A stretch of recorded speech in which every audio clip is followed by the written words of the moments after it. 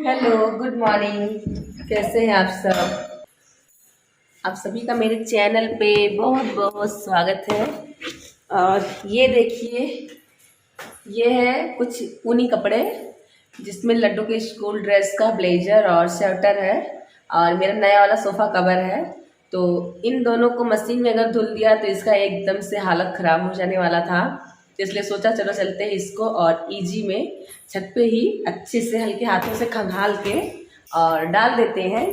तो इसीलिए हम छत पे ही ऊनी टाइप के जो कपड़े हैं वो सर्दियों में धुल के ऐसे डाल देंगे, सूखेगा। और तो कपड़े ज़्यादा नहीं थे, बस थोड़े ही थे। तो यहाँ पे लेके आ गए हैं, यहाँ पे कपड़े लेके आ गए हैं। इत्ती को भी लाए हैं, बाबू आए हैं साथ में, देख सकते हैं आप सब। और पहले कपड़े धुल के डाल देते हैं क्योंकि धूप नहीं तो निकल जाएगी। सर्दियों की धूप वैसे भी थोड़ी सी रहती है। और कल संडे है, लेकिन लड्डू का कल प्रैक्टिस है। इनका स्कूल में जो प्रोग्राम होगा, स्कूल में जो प्रोग्राम होगा उसका रिहर्सल चल रहा है। तो कल इनको 2-2.5 घंटे के लिए जाना है और कपड़े धुलना है। और जो कपड़े इजी में खंगाल के छत पे डालने वाले रहेंगे वो मैं अपने हाथों से ही डालूँगी, जिससे ख़राब भी ना हो और आसानी से सूख भी जाए। तो यहाँ पे कपड़े और एक लहंगा भी था, पार्टी वियर लहंगा था वो, और लड्डू के स्कूल का ड्रेस का ब्लेजर स्वेटर और अपना एक स्वेटर था। इतना ही आज लेके आई। पर सर्दियों में अब यही होने वाला है, इजी से बहुत ही आसानी से साफ़ भी हो जाता है, बहुत ही अच्छी खुशबू भी उसके साथ साथ आ जाती है। और ज़्यादा इजी में झाग भी नहीं होता है और कपड़े भी क्लीन हो जाते हैं फटाफट। और इससे जो है कपड़े ख़राब भी नहीं होते हैं। तो पहले मैंने अपना पार्टी वेयर जो लहंगा है उसे खंगाल के डाल दिया धूप में। और उसके बाद लड्डू का ये जो ब्लेजर है 2 दिन में सूख जाएगा बहुत ही आसानी से। तो इसलिए सोचा चलो धुल देते हैं।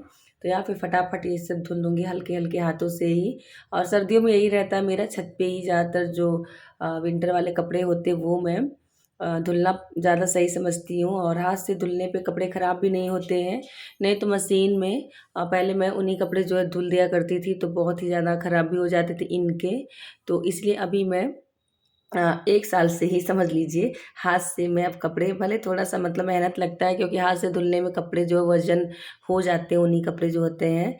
लेकिन फिर भी और थोड़ी मेहनत के बाद बहुत ही अच्छा क्लीनिंग आ जाता है, बहुत ही अच्छा सूख के और चमक जाता है नए जैसे इज़ी में। तो इसलिए ऐसे ही करते हैं। नहीं तो छोटे-छोटे जो ऊनी कपड़े हैं लड्डू के, मेरे, ये सब ज़्यादातर तो मैं मशीन में ही धुलती हूँ। पर अभी तो इस टाइम उतने कपड़े नहीं निकले हैं ठंडी वाले। पर ठंडी जो है अब आजकल में ही लग रहा है कि हाँ मौसम चेंज होने वाला है।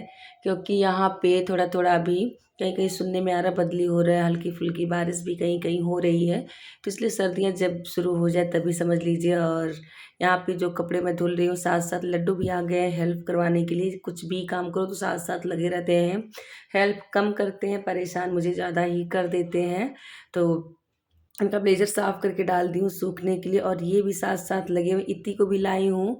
और कल से इत्ती 2 दिन हो गया नहीं नहाई है, तो उनको भी यहीं धूप में नहला दूँगी, वो अपना धूप में यहीं पे सूख जाएँगी। नहीं तो उनके बाल जो हैं जल्दी नहीं सूखते हैं, तो छत पे ही धुल दूँगी इनको भी। और बाबू को भी नहला दूँगी, तो इनका जो बाल है वो भी यहाँ पे 1 घंटा बैठेंगी, सूख जाएगा, फिर 2-3 दिन नहलाने की ज़रूरत नहीं पड़ेगी। तो फटाफट सारे कपड़े धुल दिए। साथ में मैं लाई हूँ सोफ़ा कवर। सोफ़ा कवर जो है ये मेरे नए वाले हैं, पुराने वाले तो मैं अक्सर मशीन में ही धुल देती हूँ। पर ये नए वाले थे तो मैंने सोचा चलो एक बार हाथ से ही धुल देते हैं। क्योंकि अभी लड्डू के बर्थडे भी आने वाला है, तो नया वाला जो है थोड़ा-सा खंगाल देंगे, तो उनके बर्थडे में सोफ़ा पे सेट कर देंगे। तो इसीलिए नया वाला सोफ़ा कवर भी धुल दिया। थोड़ा-सा इजी का पानी बचा था, हस्बैंड का नया जीन्स था वो भी धुल दिया और सारे कपड़ों को डाल दिया है पानी निचोड़ने के लिए। लड्डू भी साथ-साथ लगे हुए हैं और यहाँ पे मैं अपने डॉगी को नहला दे रही हूँ। आज अच्छा धूप निकला था, तो सोचा चलो आज इनको भी नहला ही देते हैं। तो बहुत ही प्यार से नहाती हैं, थोड़ा-सा भी मतलब इधर-उधर भागना फिरना या फिर काटना कुछ नहीं करती हैं। नहाना इनको बहुत ही पसंद है। नीचे अगर हम लोग बाथरूम में नहाते हैं तो बाथरूम के दरवाजे पे आके खड़ी हो जाती है नहाने के लिए। और सर्दियों में छत पे नहाने के लिए खड़ी रहती है। तो देखिए नहा चुकी हैं और वहाँ पे एक कॉटन वाला जो बोरा होता है वो बिछा दी, उसी पे बैठेगी और अपना वो बाल सुखा लेगी। और उसके बाद फिर यहाँ पे मैं लड्डू को नहला रही हूँ, क्योंकि सुबह के टाइम मैं लड्डू का ब्रश करा के मुँह हाथ धुल के ही सिर्फ स्कूल भेज दिया करती हूँ, नहलाती नहीं। जब ये दोपहर में आते हैं तब इनके ड्रेस चेंज करके और नहला धुला के फिर से और मॉइस्चराइज़र लगा के इनको कपड़े पहनाती हूँ। सुबह के टाइम बहुत ही ठंडा रहता है और वैसे भी अब सर्दियाँ शुरू हो गई हैं, तो सुबह सुबह बहुत ही नाटक करते हैं, स्कूल जाने में रोना शुरू कर देते हैं, परेशान करते हैं। इसलिए ब्रश ही बहुत मुश्किल से करवा पाते हैं। ब्रश करवा के मुँह हाथ धुल के ड्रेस पहना के भेज देते हैं फिर दोपहर में। तो यही सोचा चलो आज अच्छे से नहला देते, शैम्पू कर देते। उनको भी नहला दिया, 31 कपड़े भी सब डाल दिए धूप में, फिर आ गए नीचे। हो गया था दोपहर का टाइम और अभी बनाना है खाना। तो खाने में दाल अभी रख रही हूँ, तो फटाफट यहाँ पे दाल बनाऊँगी। और थोड़ी सी गोभी बची थी, थोड़ा सा हरा प्याज, थोड़ा-थोड़ा मतलब कुछ सब्जियाँ बची थी फ्रिज में। तो सोचा चलो सबको मिला के और नए आलू का मिक्स करके सूखी सब्जी बना देंगे, दाल बना देंगे, चावल बना देंगे। क्योंकि सुबह नाश्ते में बन गया था दलिया, तो दलिया गेहूँ से बना होता है, हैवी हो जाता है नाश्ते में और रोटी का काम भी समझ लीजिए कर ही लेता है। तो यहाँ पे मैं फटाफट जो है खाना बना रही हूँ। तो यहाँ पे मेरी उँगलियों में और थोड़ी-सी कट लगी थी पहले ही, तो अभी मैं कुछ भी वैसा काम करती हूँ तो जलन होता है। और ये आलू जो होते हैं नए वाले खारे होते हैं, तो उस पे स्किन पे थोड़ा काला-काला सा दाग सा लग जाता है। इसलिए मैं उँगली में लपेटने वाला टेप मँगाई हूँ, तो अपने उँगलियों में लपेट के ही कुछ काटना रहता है या फिर कुछ छीलना रहता है, तो मैं कर देती हूँ। तो अभी सर्दियाँ शुरू हो गई, काम भी अभी बढ़ जाएगा क्योंकि दिन होगा छोटा-सा और काम रहेंगे उतने ही जितना रोज़ के रहते। सुबह 5:40 का अलार्म लगाए रहती हूँ, रात के 12:30 बजे तक काम जो है चलता रहता है, आराम बिल्कुल भी नहीं रहता है। इनका टिफ़िन अलग से तैयार करना, हस्बैंड की पसंद का नाश्ता बनाना, दोपहर का खाना बनाना, फिर शाम का चाय नाश्ता, फिर ये आएँगे नहलाना-धुलाना, लड्डू को खिलाना-पिलाना, सुलाना, फिर इनका होमवर्क, उसके बाद फिर शाम का खाने की तैयारी, फिर हस्बैंड आएँगे उनको फिर चाय नाश्ता कुछ, तो फिर रात का खाना, इतना ज़्यादा काम हो जाता है। और लोग 2 रहें या 4 रहें, काम उतना ही ज़्यादा बढ़ा रहता है।